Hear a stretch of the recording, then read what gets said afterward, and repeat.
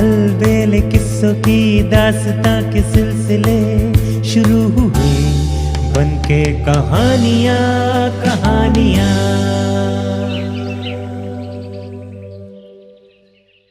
आइए सुनते हैं आज की कहानी उपकार का उपहार। काशी यात्रा की वापसी के 15वें चरण में बुलाखीराम नाई ने एक नए नगर में जो कुछ देखा उसका विवरण इस प्रकार है।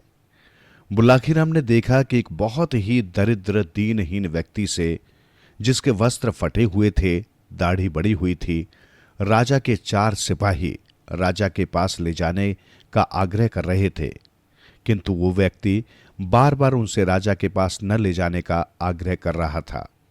कौन था वो दरिद्र व्यक्ति?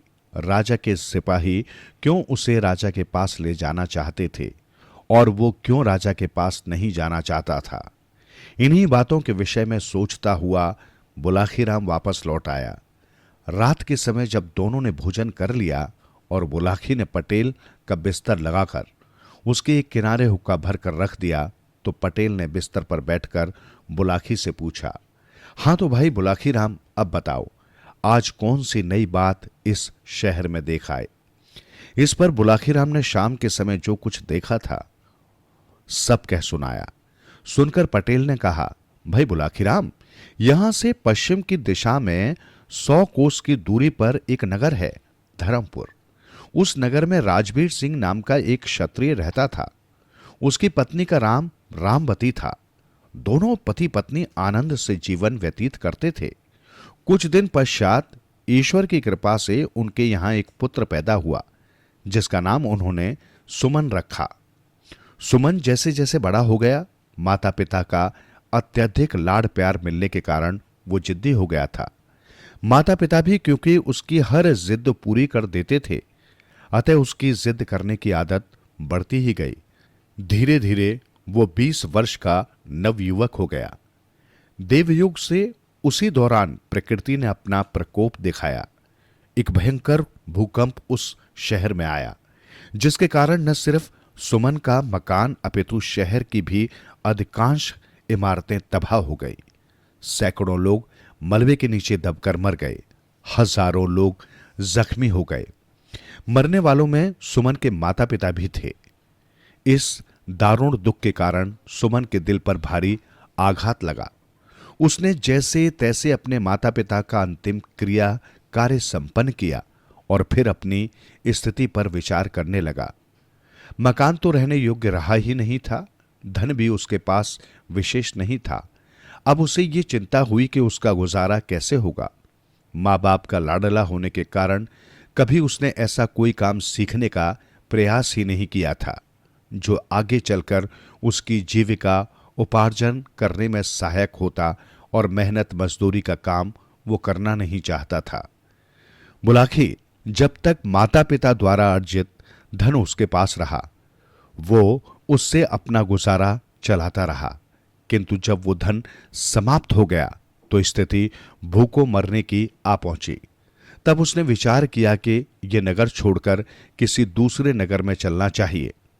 इस नगर में तो सभी लोग उसे जानते हैं, इसलिए वो यहां भीख भी नहीं मांग सकता। लेकिन परदेश में ऐसी कोई दिक्कत नहीं है, वहां वो भीख मांगकर भी अपना गुजारा कर लेगा। तब भी उसे पहचानने वाला कोई नहीं है। ऐसा विचार कर वो अपना नगर छोड़कर परदेश के लिए चल पड़ा। सुमन लगातार 8 दिन एक ही दिशा में आगे बढ़ता रहा। उसे भूख लगती तो वो जंगली बेर या कंदमूल फल आदि तोड़कर खा लेता और किसी नदी या सरोवर का जल पीकर अपनी प्यास मिटा लेता। एक दिन वो एक ऐसे जंगल में पहुंचा जहां न कोई तालाब था और न कोई नदी। उसे प्यास लगी हुई थी, अतः वो पानी की तलाश में इधर उधर भटकने लगा। काफी दूर चलने पर उसे एक अम्रकुंज नजर आया। उस अम्रकुंज में सिर्फ आम के ही वृक्ष नहीं थे, दूसरे भी अनेक प्रकार के वृक्ष थे जिन पर फल लगे हुए थे। कुंज के बीचों बीच एक मनोरम सरोवर था, जिसमें नाना प्रकार के जलचर किलोले कर रहे थे। कुंज में पहुंचकर सुमन ने सबसे पहले तो सरोवर से भरपेट पानी पिया, फिर वृक्षों से कुछ फल तोड़े और अपनी क्षुधा शांत की। तत्पश्चात वो एक वृक्ष का सहारा लेकर भूमि पर बैठ गया। वो परिश्रम के कारण बुरी तरह से थका हुआ था, अतः जल्दी ही उसे नींद आई और वो सो गया। बुलाखी वो अम्रकुंज परियों के राजा का था। उसने अपनी बेटी शबनम के लिए उस अम्रकुंज का निर्माण कराया था। परियों की शहजादी शबनम कभी कभी वहां अपनी सखियों के साथ सैर करने के लिए आती रहती थी। जिस दिन का ये वाकया है, उस दिन भी वो संयोग से अपनी सहेलियों के साथ वहां आई हुई थी। सुमन को जब उसने अपने अम्रकुंज में बेसुध सोए हुए देखा तो वो उस पर मोहित हो गई। परियों की शहजादी ने जब अपनी पायल झंझनाई तो उनके घुंघरुओं की आवाज सुनकर सुमन की निंद्रा टूट गई। आंखें खोलकर देखा तो सामने एक परिजात को पाया। दोनों की आंखें चार हुई तो दोनों ही एक दूसरे के अदृश्य प्रेम में बंध गए। फिर तो उनमें देर तक बातें होती रही।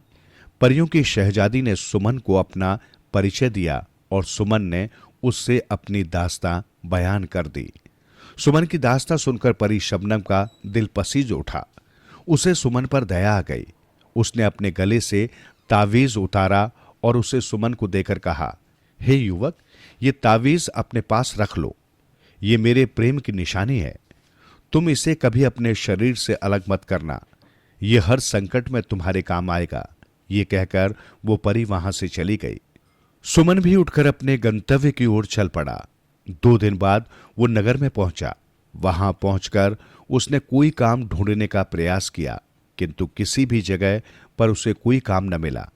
तब ये विचार करके कल सुबह यहां के राजदरबार में जाकर राजा से कोई काम मांगूंगा।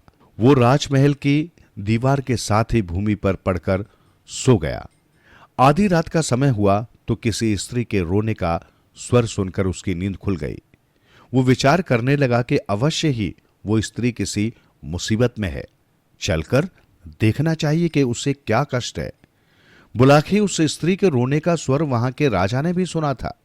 वो उस समय जाग रहा था, ये देखने के लिए कि उस दुखियारी स्त्री को क्या तकलीफ है जो वो आधी रात को इस प्रकार विलाप कर रही है। राजा महल से निकलकर उस दिशा में चल पड़ा जिधर से रोने का स्वर आ रहा था। उधर सुमन भी राजा से पहले उस स्त्री के रोने की दिशा में चल दिया था। अब आगे आगे सुमन और पीछे पीछे राजा, दोनों उस स्त्री की खोज में चल पड़े। सुमन राजा से पहले उस स्त्री के पास पहुंचा। उस स्त्री ने अच्छे वस्त्र आभूषण धारण किए हुए थे। सुमन ने उसके पास जाकर पूछा, हे देवी, तुम्हें क्या कष्ट है जो आधी रात के समय में इस प्रकार विलाप कर रही हो? यह सुनकर उस स्त्री ने रोना बंद कर दिया। वो बोली, मेरा दुख जानकर क्या करेगा बेटा? तू तो स्वयं ही इस नगर में कोई परदेशी जान पड़ता है। तेरी हालत भी किसी दीनहीन व्यक्ति जैसी दिखाई दे रही है। मेरा दुख तो वही व्यक्ति दूर कर सकता है जो हर तरह का सामर्थ्य रखता हो। हे देवी, सुनकर सुमन ने कहा, जब आपने मुझसे बेटा कहा है तो अपने बेटे से अपना दुख जरूर कहो। भला बेटा मां के काम नहीं आएगा तो कौन काम आएगा? रही दीनहीन होने की बात, मैं दीनहीन जरूर हूं, यहां परदेशी भी हूं, लेकिन सामर्थ्य में किसी से कम नहीं हूं। तुम सेवा बताओ, मैं तत्काल उसे पूरी करने की कोशिश करूंगा। तो सुन बेटा, स्त्री बोली, मैं अपने दुख के लिए नहीं, यहां के राजा के दुख के लिए रो रही हूं। मैं इस राज्य की राज्य लक्ष्मी हूं। कल यहां के राजा का इंतकाल हो जाएगा। तब मुझे ऐसे प्रजापालक राजा का राजमहल त्याग कर कहीं अन्यत्र जाना पड़ेगा। मैं अब तक यहां बड़े आराम के साथ रही थी, किंतु कल के बाद न जाने मुझे कैसे राजा के यहां जाना पड़े। वो राजा मेरे साथ न जाने कैसा व्यवहार करे। इसी आशंका से मैं भयभीत हूं और इस राजा की मृत्यु के शोक से बरवसी मेरी रुलाई फूट पड़ रही है। इसी वजह से मेरे आंसू नहीं थम रहे। सुमन कहने लगा, हे मां, तुमने जो यह अजीब बात बताई है कि कल यहां के राजा की मृत्यु हो जाएगी, मुझे बताओ तो कि उसकी मृत्यु कैसे होगी। राजा तो बिल्कुल भला चंगा और हर तरह से स्वस्थ है, उसे कोई रोग भी नहीं है, फिर उसकी मृत्यु का तो प्रश्न ही नहीं उठता।